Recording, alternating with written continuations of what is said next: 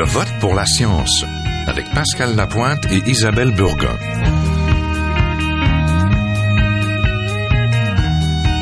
Bonjour à tous, nous allons parler à cette édition de Je vote pour la science d'une bonne nouvelle qui nous concerne tous, les frais accessoires sur les soins couverts par le régime public qui ne s'appliquent plus au Québec. La loi interdit donc aux médecins québécois de charger ces frais accessoires à leurs patients pour certains services et examens couverts par la Régie de l'assurance maladie du Québec. Les services assurés sont des services requis au point de vue médical, par exemple des examens, des actes thérapeutiques. Là, on peut parler de traitement de verrues, de pose d'un stérilet, par exemple, de chirurgie, de certaines chirurgies, comme l'ablation d'un kyste, par exemple. Il y aurait seulement des frais liés au transport d'échantillons biologiques. Et là, on parle vraiment de peu de choses, c'est-à-dire d'un $5 environ. Mais il y a de la résistance, comme avec les cliniques privées de radiologie qui refusent de se plier à cette gratuité. Le gouvernement a annoncé qu'il pourrait y avoir des sanctions. Les cliniques ont menacé de ne plus offrir ces soins. On estime à 80 millions de dollars environ les frais accessoires payés par les patients. Le gouvernement a d'ailleurs annoncé des indemnités comme l'injection de 21 millions de dollars pour 90 000 examens radiologiques supplémentaires qui seraient effectués dans le réseau public à chaque année.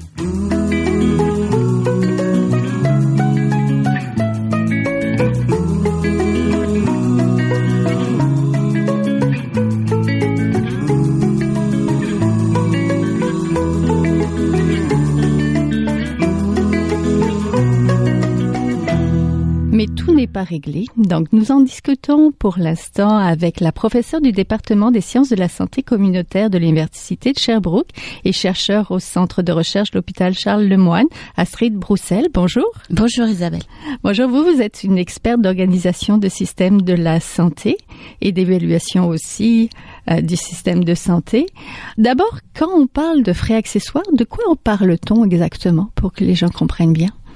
Mais quand on parle de frais accessoires, en fait, ça dépend dans quelle perspective on se situe. Okay. Si on se situe dans une perspective de ministre de la Santé ou d'assureur public, on va regarder ce que la loi nous impose de faire ou de couvrir.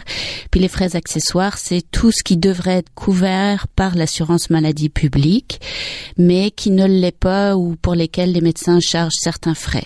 Okay. Dans une perspective de patient, les frais accessoires, en fait, ce qu'on entend, nous, communément comme frais accessoires, c'est ce qu'on paye quand on a besoin d'avoir des soins de santé et qu'on aimerait que ce soit public.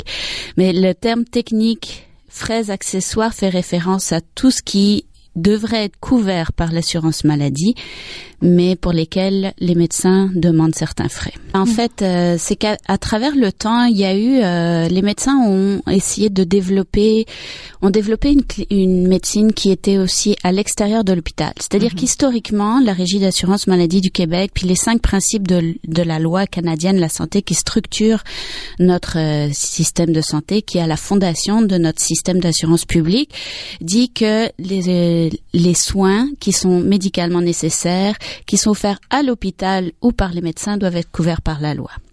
Ou couverts par le public et gratuit. Public, gratuit, universel. Okay.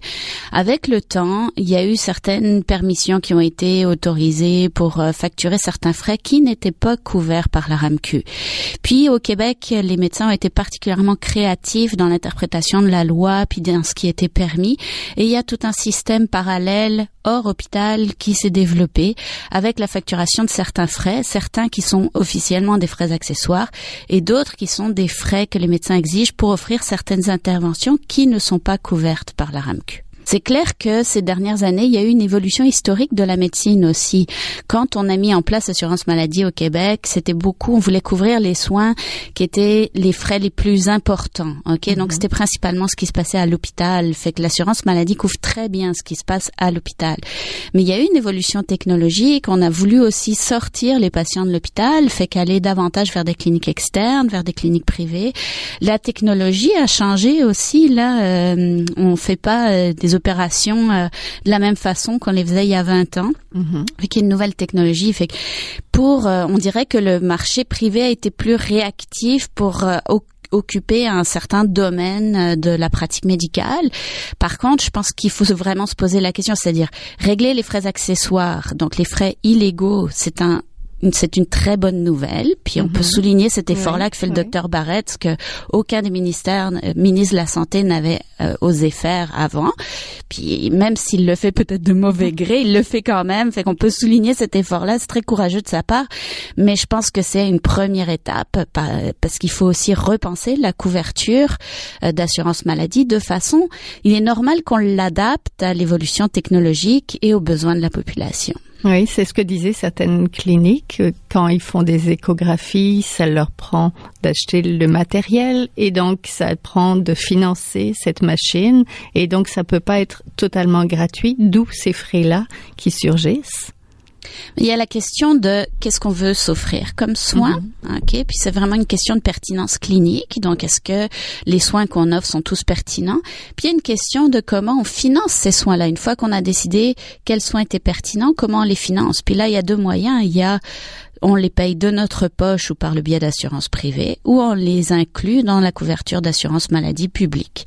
L'avantage d'inclure ces soins pertinents dans la couverture d'assurance publique, c'est que c'est un système qui est un système redistributif, qui redistribue l'argent des gens les mieux nantis vers les moins bien nantis, et des gens bien portants vers les gens malades. Moins bien portants et les plus âgés peut-être. C'est ça. L'assurance privé fait aussi cette forme de redistribution, de redistribuer des gens bien portants vers les gens malades. Sauf que quand on commence à être vraiment malade, il y a toutes sortes d'exclusions qui fait en sorte qu'on nous exclut de la couverture privée et on n'a pas l'effet de redistribution de revenus des plus riches vers les moins nantis.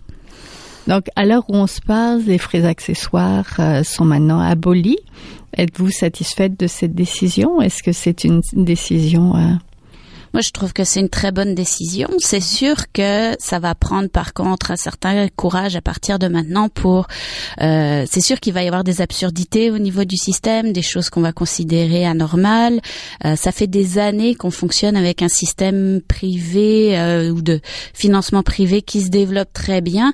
C'est sûr que du jour au lendemain, de revenir à la loi principale et abolir les frais accessoires, ça va créer beaucoup de mécontentement et ça va créer certaines situations absurdes. C'est évident. Fait qu'il va falloir s'ajuster au fur et à mesure et trouver des solutions. Oui. Qu'est-ce que ça va concrètement changer dans notre service de soins publics? Ce que ça va changer, je pense que c'est de réasseoir les principes de la loi canadienne les systèmes universels de santé sont les systèmes qui sont les plus efficaces et les plus efficients en termes de santé des populations.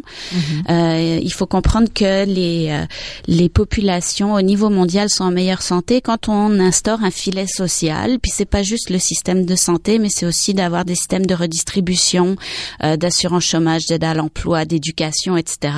Mais le système de santé est un des gros morceaux de ce filet social qu'on instaure. Fait que c'est sûr que de réaffirmer le caractère public du système de santé pour qu'on n'ait pas d'obstacles financiers quand on est malade, c'est une très très bonne nouvelle. Il va y avoir aussi un besoin d'évaluation, comme vous l'avez dit, de ces soins-là, de cette couverture. Qu'est-ce qui va être acceptable et qu'est-ce qui va pas l'être finalement? Est-ce qu'il n'y a pas un travail à faire aussi pour justement des gens qui évaluent le système de santé? C'est clair que d'ajuster la couverture publique pour élargir les soins, comme je l'ai dit précédemment, le système de santé a changé. Les besoins de la population changent aussi. On a une population qui est vieillissante.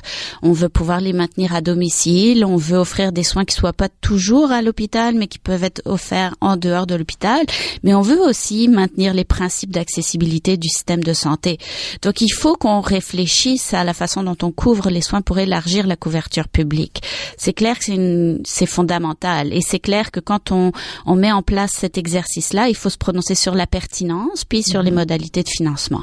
On a des organisations au Québec qui permettent de se prononcer sur ces éléments-là. On a l'INES, dont c'est le mandat.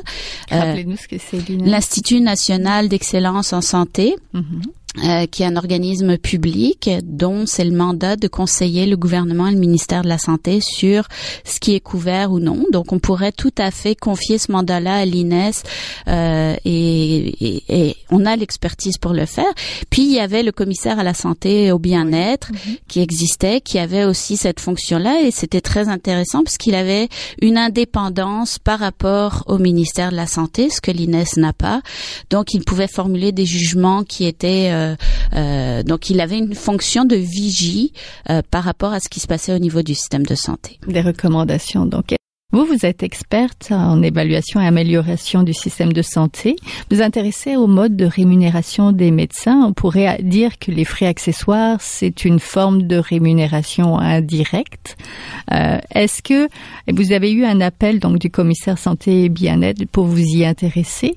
Comment se porte, parce que là aussi c'est un autre dossier d'actualité, comment se porte la rémunération des médecins et est-ce que ça va les pénaliser dans quelque chose, le fait que ces frais accessoires n'existent plus? C'est sûr que les frais accessoires, ça permet de financer une partie de la rémunération, une partie des infrastructures aussi. C'est sûr qu'on a mis en place des cliniques avec des appareils technologiques qui sont coûteux.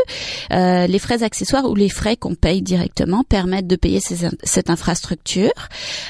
Puis ces cliniques sont gérées aussi par des médecins. Donc ce sont pas forcément des cliniques à but non lucratif. Là, il peut y avoir une marge qui est une marge financière dégagée.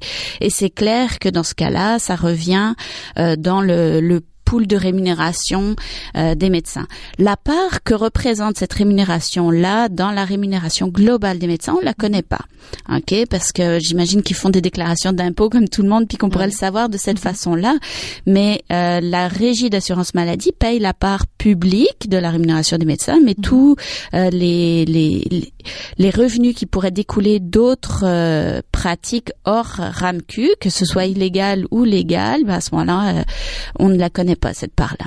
Donc, il y a une part de mystère, finalement, entourant la rémunération des médecins. Tout à fait.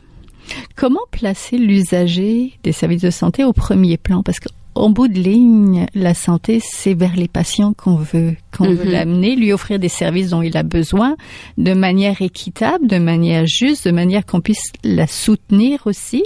Et c'est ça. Et il y a peut-être des nouvelles technologies ou des interventions cliniques qui sont pas toutes désirables. Donc, je pense que c'est une excellente question, Isabelle, parce que c'est une question qui est fondamentale. Comment on peut arriver à remettre le patient au cœur de notre système? Actuellement, le débat sur les frais accessoires est un débat c'est un débat légal, un débat technique, mais la question de valeur, en fait, elle est sous-jacente, elle est très importante, mais elle est pas, on la met pas au premier plan de nos discussions. Et oui, je pense qu'il faut que la population se sente concernée, ne se sente pas écartée par les aspects techniques ou légaux ou se dise je ne comprends pas trop ce qui se passe là, ça devient difficile. Je pense que fondamentalement le principe, c'est de dire que quand je me sens malade, je ne veux pas que les aspects financiers soient une barrière à mon accès aux soins. On sait que il faut travailler de façon préventive. On parle de saines habitudes de vie, etc. Mais on parle aussi d'intervention précoce quand on se sent malade ou quand on a des signes qui sont inquiétants. Plus on retarde, plus la maladie peut se développer, plus ça va coûter cher aussi au niveau du système de santé. Fait qu'on veut que les gens puissent consulter quand ils se sentent pas bien et puissent consulter tôt auprès de leur médecin. Fait que je pense que le message pour les gens, c'est n'hésitez pas à faire valoir vos droits, à réclamer cet aspect de gratuité pour des soins qui sont nécessaires. C'est un principe qu'il faut qu'on défende collectivement. Donc, il y a des freins à éliminer finalement à l'accès à la santé. Tout à fait. Quand on regarde les indicateurs en termes de performance du système de santé, le Québec est plutôt mauvais enfant pour tout ce qui concerne l'accessibilité. Et c'est notre faiblesse depuis des années. Et l'accessibilité financière est une des dimensions. Je vous remercie beaucoup. Donc, on était en compagnie de la professeure au département des sciences de santé communautaire de l'Université de Sherbrooke et chercheur au Centre de recherche de l'hôpital Charles-Lemoyne, Astrid Broussel. Merci. Merci Isabelle.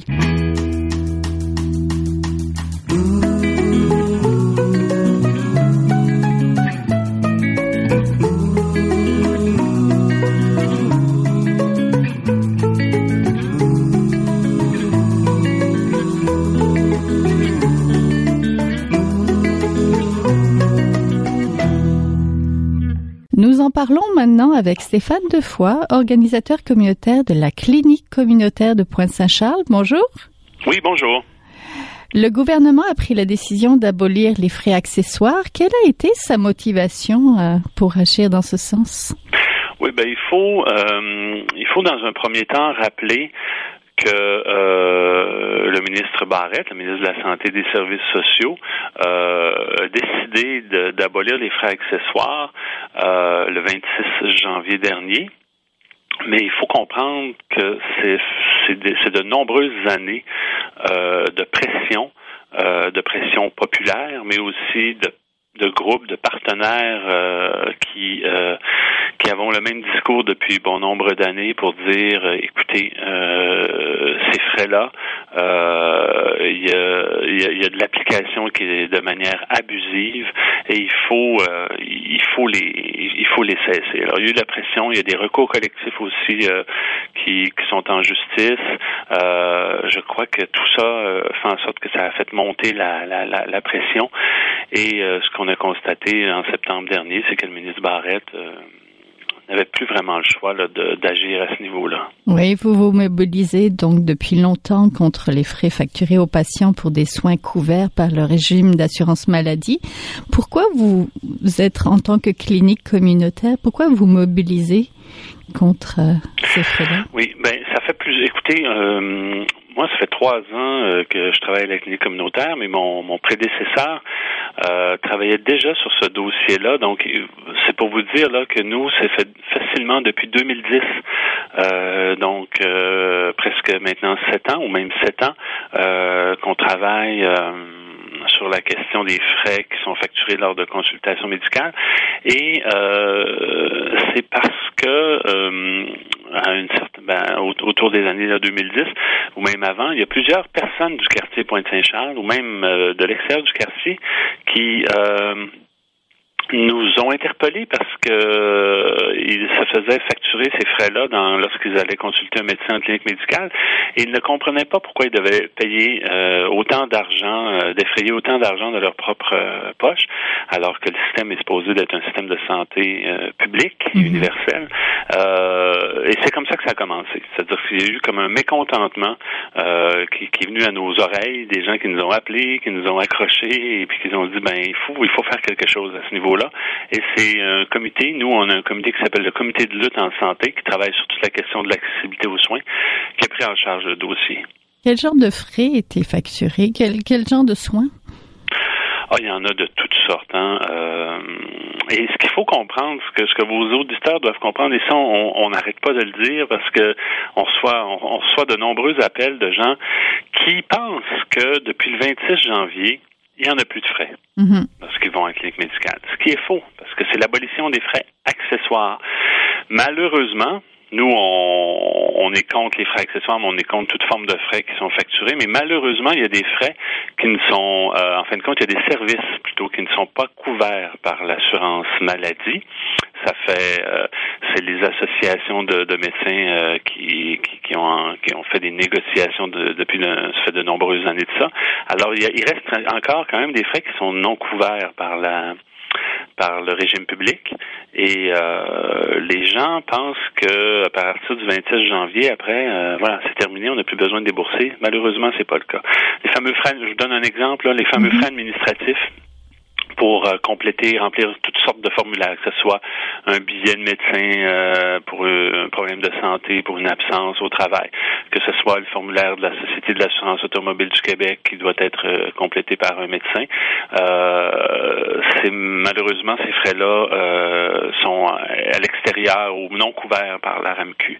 Alors ceux-là, on continue encore à avoir des personnes qui témoignent le fait qu'ils continuent de se faire facturer certains frais quand même. Oui, il y a toujours aussi de la résistance du côté de la Fédération de médecins ou même des cliniques. Avez-vous peur que l'abolition des frais accessoires se traduise par l'augmentation d'autres frais facturés pour des soins ou des services? Oui, absolument. C'est l'une de nos craintes.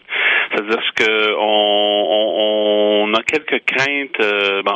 Écoutez, premièrement, il faut quand même expliquer que c'est une victoire. Il faut quand même célébrer la question de l'abolition des frais accessoires.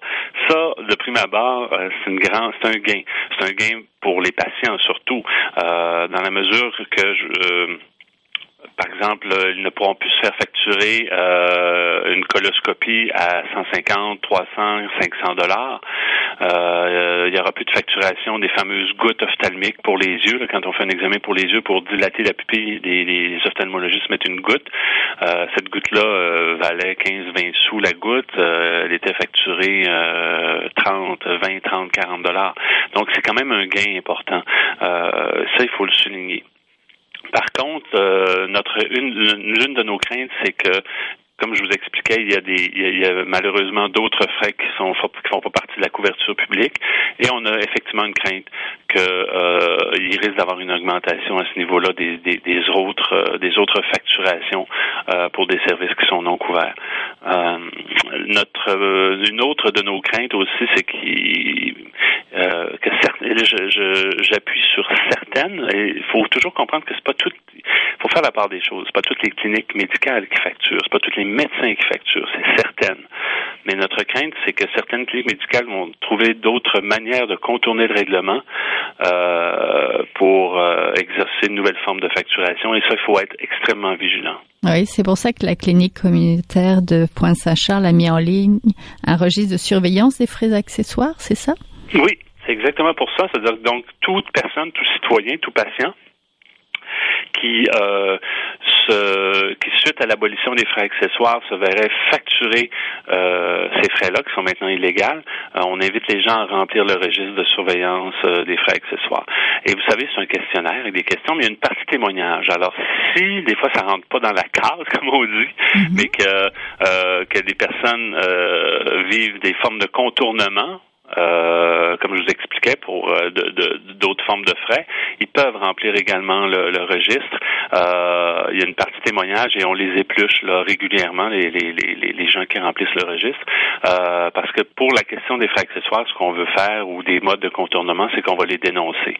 Il faut aussi rappeler qu'on avait un ancien registre qu'on a fermé suite à l'abolition des frais accessoires, fait qu'on en a créé un nouveau pour mettre l'emphase sur les frais accessoires, mais les patients qui continuent de se faire facturer d'autres frais que je vous expliquais qui ne sont pas dans la couverture publique peuvent toujours néanmoins remplir le registre. Nous, on fait une compilation de données et l'idée, c'est de démontrer l'ampleur de la situation. Oui, de la situation. Donc, mais concrètement, les frais normalement sont abolis. Ça a quel effet pour le patient? Parler des frais accessoires. Hein, oui, bien sûr, oui, toujours. Ben, c'est un effet positif parce que dans la mesure où il y a certains actes qui sont maintenant dans la couverture publique, je vous en nomme quelques exemples. Vous savez, là, je vous en donne un bien concret, là. Un patient va voir son médecin de famille, il y a des antécédents de cancer, par exemple, là, au niveau de ses parents ou dans sa famille.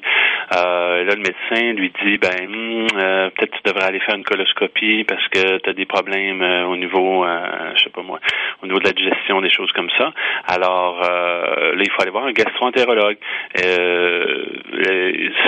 Et dans le cas de faire une coloscopie en milieu hospitalier, c'est toujours gratuit, hein, en passant, mais les temps d'attente sont de 2-3 ans là, dans certains cas. Alors, les gastro-entérologues proposent à leurs patients d'aller dans leur clinique, et là, c'était de l'ordre de 3 à 500 $ pour une colonoscopie que devait débourser le patient. C'est énorme, là. C'est des montants que c'est pas tout le monde qui ont les moyens de se payer ces montants-là. C'est pour ça qu'on disait qu'avec la question des frais accessoires, ça créait un système de santé à deux vitesses.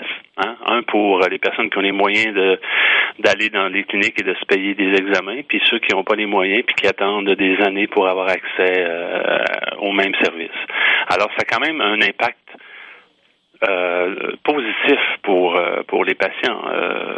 C'est des montants qu'ils n'auront plus à débourser lorsqu'ils n'ont pas le choix d'aller, par exemple, dans une clinique à l'extérieur là, de ce qu'on appelle à l'extérieur d'un établissement, soit un CLSC ou un hôpital. Oui. Présentez-nous peut-être un peu votre clinique. Vous êtes un OSBL avec un mandat de CLSC pour le territoire du quartier Pointe-Saint-Charles. Vous avez aussi un conseil d'administration de citoyens formés de citoyens et de citoyennes de quartier. Oui, ben écoutez, vous êtes bien informé. C'est exactement ça. Vous savez, on a le mot. Il y a des personnes souvent qui, ou certaines cliniques médicales par le passé, qui avaient tendance à nous associer à des cliniques médicales, parce qu'on a le mot clinique dans la clinique communautaire de Pointe-Saint-Charles. Mais on n'est pas une clinique médicale. Nous, on est vraiment. Vous l'avez très bien défini. C'est un organisme sans but lucratif avec un conseil d'administration de citoyens. Et voilà, on offre les services d'une installation CLSC. Donc, on a du soutien à domicile, on a des visites à domicile, on a des travailleurs sociaux, des infirmières qui travaillent en milieu scolaire. En fin de compte, tout ce qu'offre. On a aussi des médecins, évidemment. On a une clinique sans rendez-vous ici. Donc, on offre exactement les mêmes services, mais ce qui est fantastique, c'est que c'est pour une population de 14 000 personnes. Vous savez, la clinique va avoir 50 ans l'année prochaine. Et on est quand même très fiers de toujours mentionner qu'elle est née d'une mobilisation citoyenne qui voulait à l'époque, dans les années, fin des années 60, qui voulait à l'époque avoir des services de proximité en termes de soins et de services sociaux pour leur population. C'est comme ça qu'elle est née.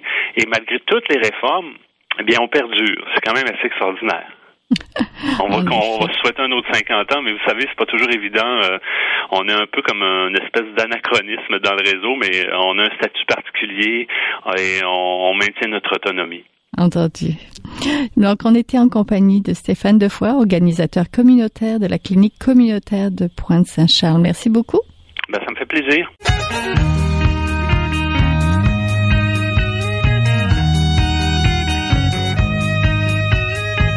C'est tout pour cette semaine. Je vote pour la science est une production de l'agence Science Presse avec Radio VF.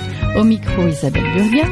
À la régie, Daniel Fortin. Vous pouvez réécouter cette émission à l'antenne de Radio VF ou toujours en podcast sur le site de l'agence Science Presse ou nous suivre sur vos réseaux sociaux préférés. À la semaine prochaine. Jing Zhaohua est un chercheur typique de ceux pour qui les progrès de la bioinformatique ont préséance sur le sens biologique et pour qui la grosse science constitue la seule logique. On y parle de génome, de transcriptome et de spliceosome, de traductome, de protéome et de foldéome, de kinome, de protéasome, mais pas du glaucome de Guillaume, de signalosome vers les lysosomes, et puis E.T. phone home. Des milliers de candidats qui montent et qui descendent en fonction du stimulus duquel ils dépendent. Pendant que Dr. Roy montre ses résultats et avec son accent chinois il dit comme ça: disco up, disco down, this we're not sure we have to do another time. Disco up, disco down, I like cDNA microarray.